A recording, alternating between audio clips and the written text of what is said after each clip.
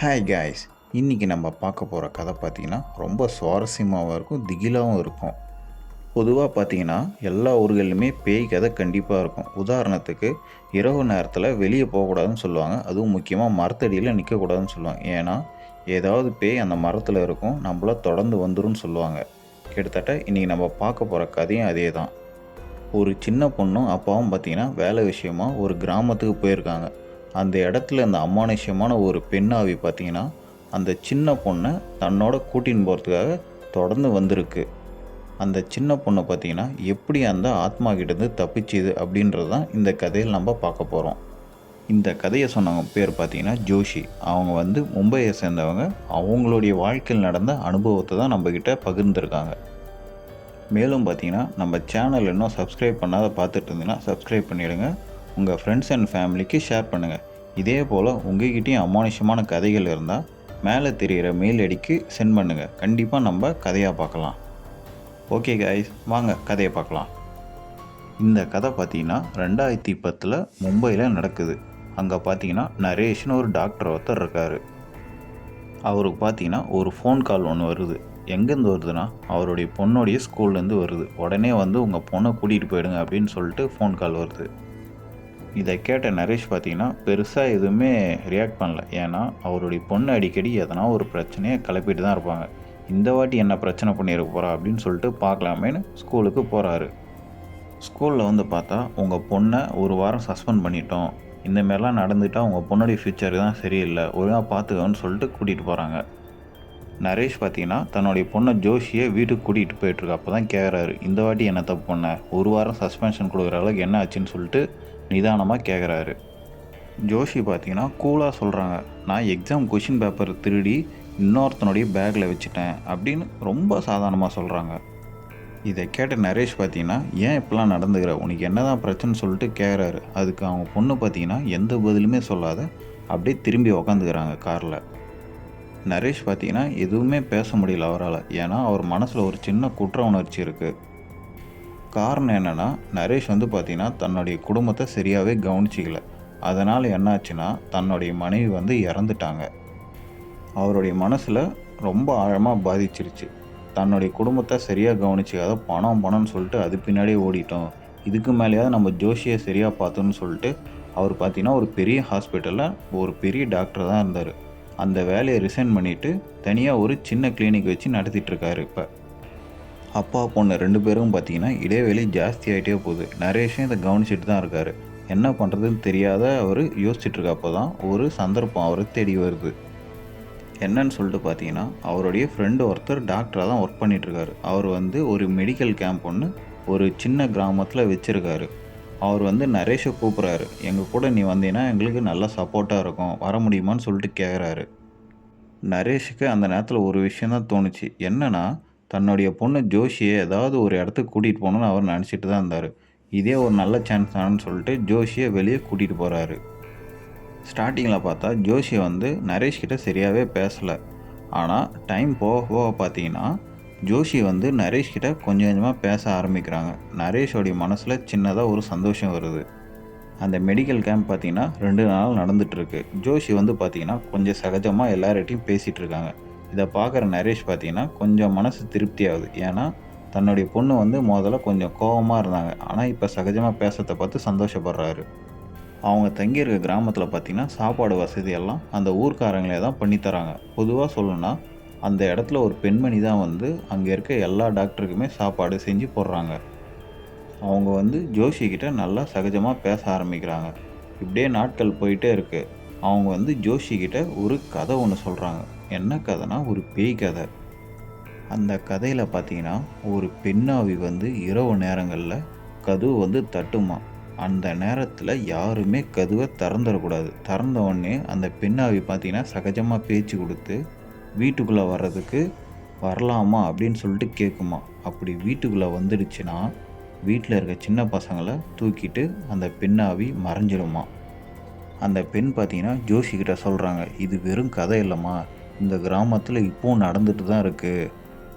இந்த கதையை நான் உனக்கு சொல்கிறதுக்கு காரணம் என்னென்னா, நீ எக்காரணத்து கொண்டும் நைட் டைமில் கதவை மட்டும் நீங்கள் யாரும் திறந்துடாதீங்க. யார் கதவு தட்டினாலும் சரி உள்ளேயே இருங்க விடியிற வரைக்கும் அப்படின்னு தெளிவாக சொல்கிறாங்க ஜோஷிக்கிட்ட. இந்த கதையை கேட்ட ஜோஷி பார்த்தீங்கன்னா மனசில் பயம் எடுத்துக்கிச்சு. உடனே தன்னுடைய அப்பா கிட்ட போய் சொல்கிறாங்க, இந்தமாரி கதை இருக்குப்பா, எனக்கு அவங்க சொன்னாங்கன்னு சொல்லிட்டு சொல்கிறாங்க. நரேஷ் பார்த்தீங்கன்னா என்னதான் இருந்தாலும் ஒரு டாக்டர், இது வெறும் கதை தாம்மா, தேவையில்லாத பயப்படாத அப்படின்னு சொல்லிட்டு தைரியம் சொல்கிறாரு. அவங்க எதுக்காக அந்த கிராமத்துக்கு வந்தாங்களோ அந்த மெடிக்கல் கேம்ப் வந்து பார்த்திங்கன்னா முடிஞ்சிடுச்சு.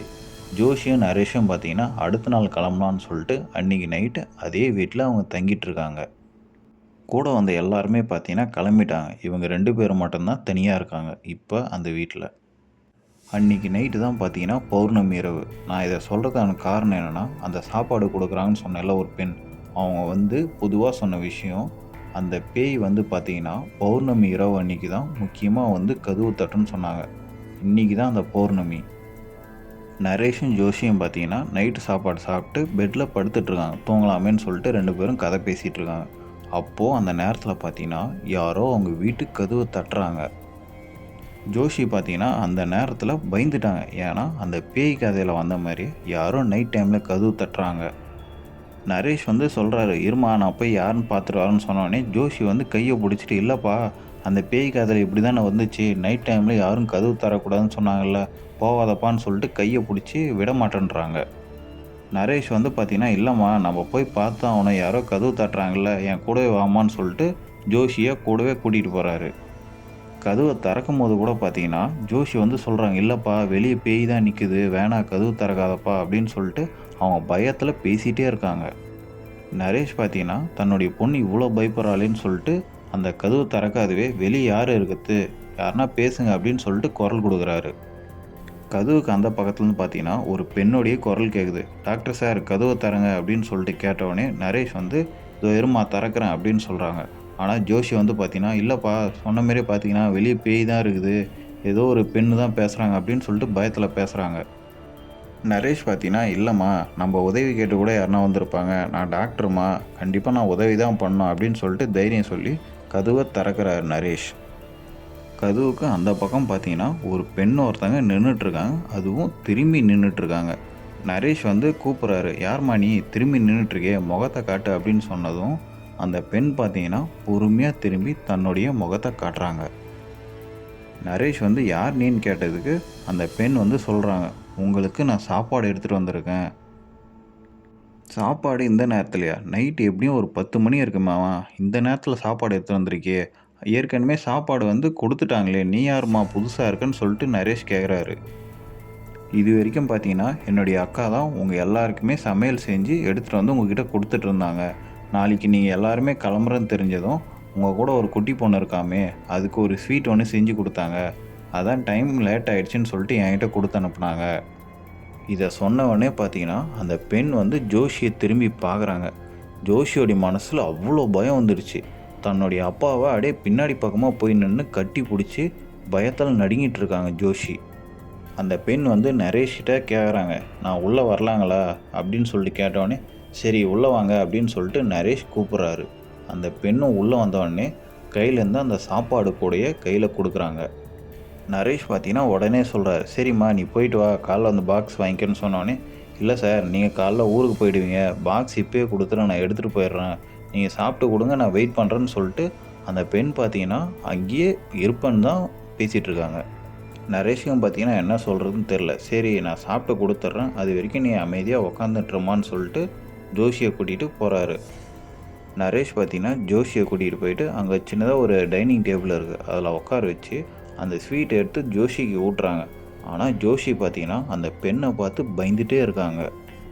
இதை கவனித்த நரேஷ் பார்த்தீங்கன்னா ஜோஷியோடைய கவனத்தை திருப்பத்துக்காக, நீ இதை சாப்பிட்டீங்கன்னா உனக்கு நான் பிடிச்ச மாரி எதனா ஒரு பேய் கதை சொல்லுவேன்னு சொல்கிறாங்க. ஜோஷி பார்த்தீங்கன்னா உடனே, இல்லைப்பா எனக்கு ஒரு கதை தெரியும், நான் சொல்லட்டுமான்னு சொல்லிட்டு அந்த சாப்பாடு செய்கிற பெண் சொன்னாங்களோ ஒரு பேய் கதை, அந்த கதையை வந்து தன்னுடைய அப்பா கிட்ட ஜோஷி சொல்கிறாங்க. இந்த கதையில் பார்த்தா ஒரு பேய் ஒன்று இருக்குமா, எல்லார் வீட்டு கதவையும் தட்டுமா, அந்த வீட்டில் வந்து ஏதாவது ஒரு சின்ன பொண்ணோ இல்லை சின்ன பையனோ இருப்பாங்களாம், அந்த பேய் வந்து அந்த பசங்களை கூட்டிகிட்டு மறைஞ்சிருமா. அந்த பேய் வந்து மனுஷியாக இருக்கப்போ சந்தோஷமாக தான் வாழ்ந்துட்டு இருந்துச்சான். ஆனால் அவனுடைய புருஷன் வந்து வேறு ஏதோ ஒரு பெண்ணோட தொடர்பில் இருந்தானாமா. அவன் ஏன் அப்படி இருந்தானா, இந்த பெண்ணுக்கு வந்து பார்த்தீங்கன்னா ஏதோ புத்தி சரியில்லாத சுற்றிட்டு இருந்தாலாமா. அதனாலே வந்து தன்னுடைய பொண்ணை கூட்டிகிட்டு அவர் இந்த ஊரை விட்டே போயிட்டாராம். அந்த பெண் பார்த்தீங்கன்னா தன்னுடைய பொண்ணை காணோம் காணும்னு சொல்லிட்டு தேடிக்கிட்டே இருந்தவ ஒரு கட்டத்தில் பைத்தியமே பிடிச்சிடுச்சான். அதனால் அவள் என்ன பண்ணானா, அவள் கண்ணில் படுற பசங்கள்லாம் தன்னுடைய வீட்டுக்கு கூட்டிகிட்டு போயிட்டு வச்சிருப்பாளாம். ஊர்க்காரங்க பார்த்தீங்கன்னா ஒரு கட்டை வரைக்கும் தான் பொறுத்துக்கிட்டாங்களாம். இதேமாரி அவள் தொடர்ந்து பண்ணிகிட்டே இருந்ததுனால ஊர்க்காரங்களாம் வந்து அந்த பெண்ணை வந்து அடித்து விரட்டியிருக்காங்களாம். அவள் பயத்தில் ஓடும்போது வந்து ஒரு கிணறு ஒன்று இருந்துச்சான். அந்த கிணத்துல விழுந்து அந்த பெண் வந்து இறந்துட்டாங்களாம். இதை வந்து ஊர்க்காரங்க வேணும்ட்டு செய்யலை. ஆனால் அடுத்து ஒரு கொஞ்ச நாள் கழித்து பார்த்தீங்கன்னா ஊரில் அந்த பெண்ணை வந்து இரவு நேரத்தில் அடிக்கடி ஊர்க்காரங்க பார்த்துருக்காங்க. அது மட்டும் இல்லாத இந்தமாரி நைட் டைமில் கதவு தட்டும் போது யாருன்னா திறந்தாங்கன்னா வீட்டில் இருக்க பசங்களை அந்த பெண் வந்து கூட்டிகிட்டு மறைஞ்சிருமா. இந்த கதையை வந்து ஜோஷி வந்து தன்னுடைய அப்பா கிட்ட சொல்லிகிட்டு இருக்கப்போ அந்த பெண் வந்து நின்று, இல்லைம்மா இந்த கதையை உனக்கு யாரோ தப்பாக சொல்லியிருக்காங்க, நான் சொல்கிறேன் கேளுன்னு சொல்லிட்டு கதையை சொல்ல ஆரம்பிக்கிறாங்க. அந்த பெண்ணுடைய பேர் பார்த்தீங்கன்னா மஹிகா. அவள் வந்து சந்தோஷமாக தான் வாழ்ந்துட்டு இருந்தா. யாருடைய கண் பட்டுச்சின்னு தெரியல.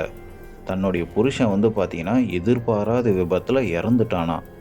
அதில் வந்து பார்த்தீங்கன்னா அந்த பெண் உடஞ்சி போயிருக்கப்போ தன்னுடைய மகள் மட்டும்தான் தன்னுடைய ஒரே உறவுன்னு சொல்லிட்டு சந்தோஷமாக இருந்தா. ஆனால் அந்த மஹிகாவுடைய சந்தோஷம் ரொம்ப நாளைக்கு நிலைக்கல. ஏன்னா தன்னுடைய மகள் பார்த்தீங்கன்னா திடீர்னு காணாமல் போயிட்டாலாம். அன்னிலேருந்து தன்னுடைய மகளை அவள் தேடிகிட்டே இருக்காளாம்.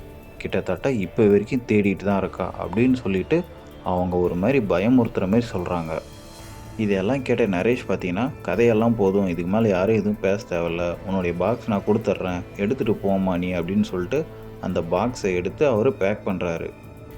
அப்போ ஜோஷி வந்து அவங்க அப்பாவை கூப்பிட்றாங்க. அப்பா எனக்கு பாத்ரூம் வர மாரி இருக்குது, கொஞ்சம் வெளியே வாங்க அப்படின்னு சொல்லிட்டு நரேஷை கூட்டிகிட்டு வெளியே போகிறாங்க. வந்து பார்க்குறாங்க அந்த பாக்ஸ் மட்டும்தான் வீட்டுக்குள்ளே இருக்குது. அந்த பெண் எங்கே போனாங்கன்னே தெரியல. நரேஷுக்கு குழப்பமாக இருக்குது. ஏன்னா அந்த வீடு பார்த்திங்கன்னா அவ்வளோ பெரிய வீடுலாம் இல்லை.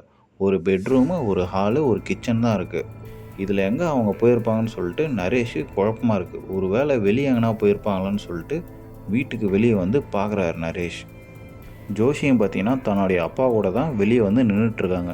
சரிம்மா வாம்மா, அந்த பெண் எதனா வீட்டுக்கு கிளம்பி போயிட்டுருப்பாங்க, நம்ம போகலான்னு சொல்லிட்டு வீட்டுக்குள்ளே திரும்பி பார்க்குறாங்க. நடு வீட்டில் அந்த பெண் பார்த்தீங்கன்னா தலைமுடியெல்லாம் விரித்து போட்டுட்டு ஒரு மாதிரி பயங்கரமாக நின்றுட்டுருக்காங்க. இதை பார்த்த உடனே நரேஷுக்கு ரொம்ப பயமாயிடுச்சு. ஆனால் தைரியத்தை வர வச்சுட்டு வீட்டுக்குள்ளே போயிட்டு என்னம்மாச்சு, ஏம்மா இப்படி நிற்கிறேன்னு கேட்குறாரு. பார்த்தா லைட் உடனே ஆஃப் ஆகிடுது அந்த இடத்துல. பயத்தில் ஜோஷி பார்த்தீங்கன்னா தன்னுடைய அப்பாவை இறுக்கி கட்டி பிடிச்சிட்டு கத்துறாங்க. நரேஷ் பார்த்தீங்கன்னா தைரியம் சொல்கிறாரு. ஒன்றும் இல்லைம்மா, அப்பா கூட தான் இருக்கேன், தைரியமாக இருமான்னு சொல்லிட்டு தைரியம் சொல்கிறாரு. அங்கே பார்த்தீங்கன்னா கிராமத்தெல்லாம் வந்து சின்னதாக ஒரு விளக்கு மாரி வச்சிட்ருப்பாங்க. அவர் உடனே அந்த லைட்டை எடுத்து ஆன் பண்ணுறாரு. ஆன் பண்ணி பார்க்குறாரு. அந்த பெண் பார்த்தீங்கன்னா அந்த இடத்துல காணும். திரும்பவும் நரேஷ் பார்த்தீங்கன்னா அந்த லைட்டை எடுத்துகிட்டு வீட்டை சுற்றி பார்க்குறாரு. காரணம் என்னென்னா அவர் மனசில் தோணுன ஒரே விஷயம், இந்த பெண் வந்து வீட்டில் இருக்க ஏதாவது திருடிட்டு போகலாமே அப்படின்னு சொல்லி தான் வந்திருப்பாங்க, அதனால் நம்ம அந்த பெண்ணை பிடிச்சாகணும்னு சொல்லிட்டு வீட்டை சுற்றி தேடிட்டுருக்காரு. ஆனால் ஜோஷி வந்து வந்திருக்குது பேய் தான், என்னை தூக்கின்னு போகிறதுக்காக தான் வந்திருக்கு அப்படின்னு சொல்லிட்டு பயத்தில் அவங்க அப்பாவை கட்டி பிடிச்சிட்டே இருக்காங்க. அப்போது அந்த பெட்ரூம் பார்த்தீங்கன்னா சாத்தின மாரி இருக்குது. நரேஷ் வந்து அந்த கதவு திறக்கிறதுக்கு ட்ரை பண்ணுறாரு. கதவு பார்த்தா உள் பக்கமாக தாப்பா போட்ட மாதிரி இருக்குது. இதனால் நரேஷ் என்ன பண்ணுறாருனா, அந்த பெட்ரூம்லேயே ஒரு சின்னதாக ஜன்னல் மாதிரி இருக்குது. அந்த ஜன்னலை உடச்சிட்டு உள்ளே ஏறி போகிறாரு. ஜோஷி பார்த்தீங்கன்னா வெளியே தான் இருக்காங்க. ஆனால் உள்ளே போன நரேஷ் பார்த்தீங்கன்னா வெளியே வந்த மாதிரியே இல்லை. ஜோஷி பயத்தில் நடுங்கிட்டு அதே இடத்துல நின்றுட்டுருக்காங்க. அப்போது பார்த்தீங்கன்னா ஜோஷி பின்னாடி யாரோ ஒருத்தன் கையை வைக்கிறாங்க. பயத்திலே திரும்பி பார்த்தா அந்த பெண் தான் ஜோஷி பின்னாடி நின்றுட்டுருக்காங்க. அவங்க கேட்குறாங்க, உன்னுடைய அப்பா எங்கம்மா அப்படின்னு சொல்லிட்டு பயமுறுத்துகிற மாதிரி கேட்குறாங்க. பயந்து போன ஜோஷி பார்த்தீங்கன்னா உடனே அந்த இடத்த விட்டு ஓட ஆரம்பிக்கிறாங்க. வீட்டை விட்டு வெளியே ஓடி அந்த பார்க்குறாங்க. அங்கே பார்த்தா அவங்களுக்கு சாப்பாடு ஒருத்தங்க எடுத்துகிட்டு வராங்கன்னு சொன்னால ஒரு பெண் ஒருத்தங்க, அவங்க மயங்கி கீழே விழுந்து கிடக்குறாங்க.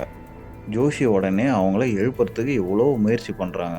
அவங்க அரை மயக்கத்தில் எழுந்துச்சி, ஜோஷி இங்கே இருக்காதம்மா, உடனே ஓடிடு, வீட்டுக்குள்ளே போயிடு, வெளியே இருக்காதுன்னு சொல்லிட்டு அவங்க அந்த மயக்கத்திலே சொல்கிறாங்க. ஜோஷிக்கு என்ன பண்ணுறதுனே தெரியல. அப்போ நிமிர்ந்து பார்க்குறாங்க. பார்த்தா அந்த பெண் திரும்பவும் அவங்க முன்னாடி வந்து நிற்கிறாங்க. பயத்தில் ஜோஷி திரும்பவும் வீட்டுக்குள்ளேயே ஓடி கதவை சாத்திக்கிறாங்க இந்த தடவை. அந்த கதவுக்கு தாப்பா போடலான்னு அவங்க முயற்சி பண்ணும்போது பார்த்தா யாரோ அந்த கதவை பலமாக தட்டுறாங்க. ஜோஷியால் அந்த கதவை இழுத்தி பிடிக்க முடியல. ஒரு வழியாக அந்த கதவை தாப்பா போட்டு வந்து நிற்கிறாங்க. பார்த்தா அந்த கதவு தட்டுறது நின்றுடுச்சு.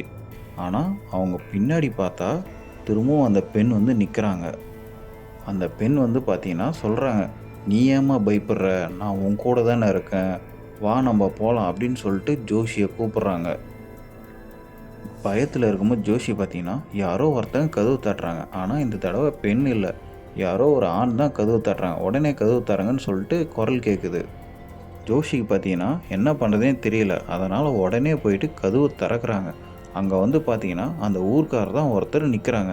இதை பார்த்த அந்த பெண் பார்த்தீங்கன்னா கொடூரமான ஒரு சத்தத்தை எழுப்புறாங்க. முகமே மாறுது அந்த பெண்ணுக்கு. அந்த பேய் பார்த்தீங்கன்னா ஜோஷியை பார்த்துட்டு வேகமாக அப்படியே காற்றுல மிதக்கிற மாதிரி வருது.